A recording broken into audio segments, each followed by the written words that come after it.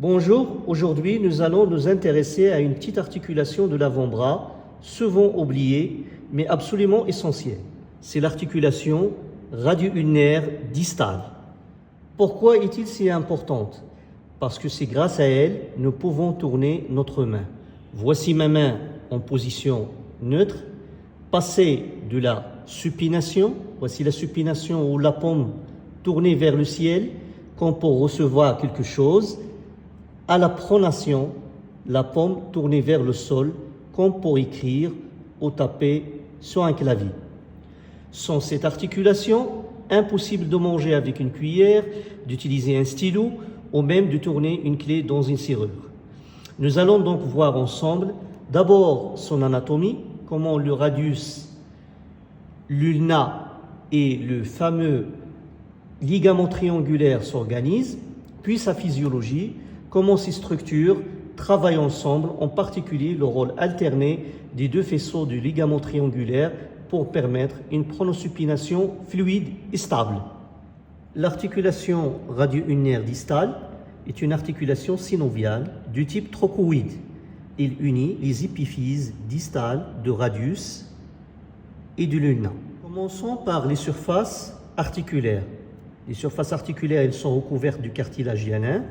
On a d'abord la circonférence articulaire du lulna. Donc voilà la tête ulnaire.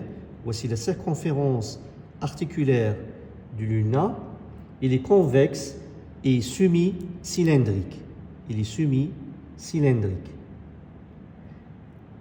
Il répond à l'incisure ulnaire de radius. L'incisure ulnaire de radius, la voici, l'incisure ulnaire de radius, elle est concave sagittalement, est située à la face médiale de l'extrémité distale de radius. Donc au total, on a la circonférence de la tête ulnaire, qui est semi-cylindrique, et l'incisure ulnaire de radius, anciennement appelée cavité sigmoïde de radius, qui est une portion du cylindre creux. La face inférieure de la tête ulnaire est articulaire avec le ligament triangulaire. Ce ligament triangulaire est composé de deux faisceaux, un faisceau antérieur et un faisceau postérieur, représentés en jaune sur cette maquette. Ces deux faisceaux antérieurs et postérieurs relient l'ulna et radius. Entre ces deux faisceaux antérieurs et postérieurs du ligament triangulaire s'insère une structure particulière, c'est le fibrocartilage triangulaire, représenté ici en vert. C'est une lame fibreuse et cartilagineuse tendue comme un petit coussin entre le radius et l'ulna. Son rôle est double, il est à la fois amortisseur, il répartit les pressions transmises du carpe vers l'ulna, protégeant ainsi l'articulation, et stabilisateur. Il ferme en quelque sorte l'articulation radio-ulnaire distale et participe à guider la pronosupination. La face supérieure du ligament triangulaire s'articule avec la face inférieure de la tête ulnaire et la face inférieure de ces ligaments triangulaires s'articule avec la partie latérale du lunatome. Donc, la tête ulnaire ne s'articule pas avec la première rangée du carpe. La radio-ulnaire distale a une capsule propre qui n'est pas représentée sur cette maquette. Sur le plan physiologique, la radio-ulnaire distale permet les mouvements de la pronosupination. La pronosupination, c'est la rotation de radius autour de l'ulna. En position neutre ou de repos, les deux faisceaux, donc antérieur et postérieur, sont tendus. C'est la position de stabilité optimale. En pronation, donc voici le mouvement de pronation. Donc c'est le radius qui va s'enrouler autour du lulna et on voit que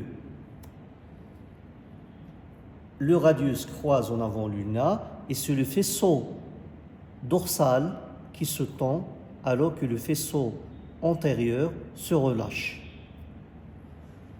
Maintenant, en supination, voici la supination.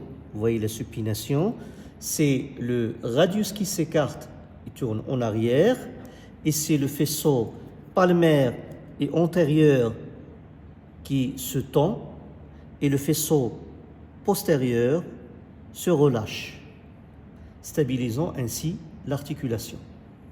Donc la physiologie du mouvement pronosupinateur repose sur la coordination entre l'articulation radio-ulnaire proximale et la radio-ulnaire distale et surtout sur l'action alternée des deux faisceaux du ligament triangulaire. L'articulation radio-ulnaire distale représente un modèle d'équilibre entre stabilité et mobilité. Son architecture, la tête ulnaire, l'incisure ulnaire de radius et le complexe fibro-cartilagineux triangulaire permet au radius de tourner autour du l'ulna, tout en maintenant la congruence articulaire. L'alternance de mise en tension des faisceaux antérieurs et postérieurs du ligament triangulaire illustre le raffinement de cette mécanique indispensable à la pronosupination. En pratique clinique, toute atteinte de ce système, qu'il s'agisse d'une fracture de radius distal ou tout simplement d'une lésion isolée de ce complexe ligamentaire, se traduit par une altération fonctionnelle majeure. La connaissance précise de cette articulation n'est donc pas seulement descriptive, il est un préalable indispensable à la compréhension des pathologies du poignet et à leur prise en charge.